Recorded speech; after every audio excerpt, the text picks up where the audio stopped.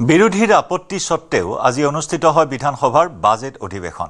বান পৰিস্থিতিক লৈ সদনত কংগ্ৰেছে সভা স্থগিতৰ প্ৰস্তাৱ আনিছিল যদিও কংগ্ৰেছৰ এই প্ৰস্তাৱ খাৰিজ কৰে অধ্যক্ষই। এয়া এক প্ৰাকৃতিক দুৰ্যোগ বুলি প্ৰকাশ কৰি সদনত বিবৃতি দিয়ে মন্ত্ৰী পীযুষ হাজৰিকাই।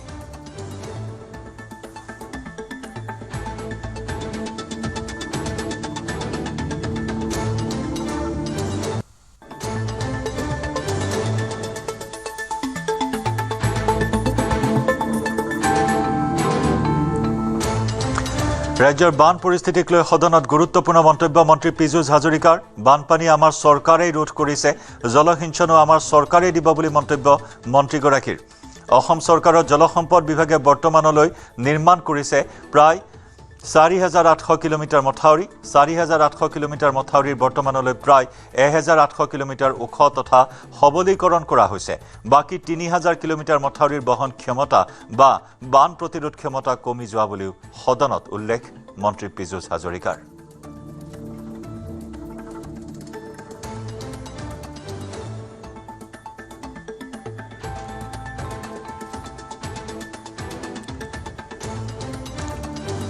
আৰু উজনিৰ বান সমস্যা সন্দৰ্ভত বানৰ ভয়াৱহতা সন্দৰ্ভত মন্তব্য প্ৰকাশ কৰিছে মন্ত্ৰী ৰামেশ্বৰ তেলীয়ে। কেইবাখনো জিলা ইতিমধ্যে বানত আক্ৰান্ত হৈছে আৰু আমাৰ ডক্টৰ হিমন্ত বিশ্ব শৰ্মা ডাঙৰীয়া আমাৰ মুখ্যমন্ত্ৰী ইতিমধ্যে 3দিনীয়া কাৰ্যসূচীৰে ইতিমধ্যে বান আক্ৰান্ত অঞ্চলবিলাকত পৰিদৰ্শন কৰিবৰ কাৰণে ইতিমধ্যে হৈছে আৰু আমিও আছিলোঁ। কাৰণ মোৰ নিজৰ সমষ্টিয়ে দুলীয়াজানতো অৰ্থাৎ ডিব্ৰুগড় জিলাতো কেইবাৰ ঠাইত ইতিমধ্যে বানত আক্ৰান্ত হৈছে। মোৰ দুলীয়াজান সমষ্টিৰ গৈয়াখাটি, চৰিকটা, বামুণ গাঁও এনেকৈ কেইবাখনো গাঁও ইতিমধ্যে জলমগ্ন হৈছে আৰু আমি যিমান পাৰিছোঁ আমি সহায় কৰিছোঁ। মই নিজেও ৰাতিলৈকে গৈ মানুহক ত্ৰিপাল দিব লাগে, ৰাচন দিব লাগে আৰু তেনেধৰণৰ উদ্ধাৰ কৰা হৈছে। চৰকাৰৰ ফালৰ পৰা যিমান পাৰি উদ্ধাৰ কৰিবৰ কাৰণে চেষ্টা চলোৱা হৈছে। কেতিয়াও ভবাই নাছিলে, সেইকাৰণে উদ্ধাৰ কাৰ্য চলি আছে। বিধায়ক চক্ৰধৰ গগৈৰ প্ৰতিক্ৰিয়া। চৰকাৰ নামি পৰিছে। বিভাগীয় বিষয়াসকলৰ পৰা আৰম্ভ কৰি বিধায়কলৈকে জনপ্ৰতিনিধিলৈকে সকলোৱে সষ্টমভাৱে ৰাইজৰ ওচৰত বিপদৰ সময়ত থিয় হৈছে। মই ভাবোঁ এই সময়ত আমি সকলোৱে দুখৰ সমভাগী হোৱা উচিত আৰু যিমান পাৰি সিমান সোনকালে ঈশ্বৰকো খাটিছোঁ যাতে এই বানপানীৰ সমস্যাটো নাইকিয়া কৰে। কাৰণ ওপৰৰ পৰা যিমানেই পানী দি থাকিব সিমানেই পাহাৰৰ ঢল নামি আহিব। পাহাৰ খহনীয়া হৈছে, তাত খহনীয়া হোৱাৰ ফলত বহু জেগাত নদীও বন্ধ হৈ যায়, উত্তৰ অসমত যিটো হৈছিলে। গতিকে এইখিনি নহওক তাৰে কামনা কৰিছোঁ। ইতিমধ্যে চৰকাৰ নামি পৰিছে। বিভাগীয় বিষয়াসকলৰ পৰা আৰম্ভ কৰি বিধায়কলৈকে জনপ্ৰতিনিধিলৈকে সকলোৱে সষ্টমভাৱে ৰাইজৰ ওচৰত বিপদৰ সময়ত থিয় হৈছে।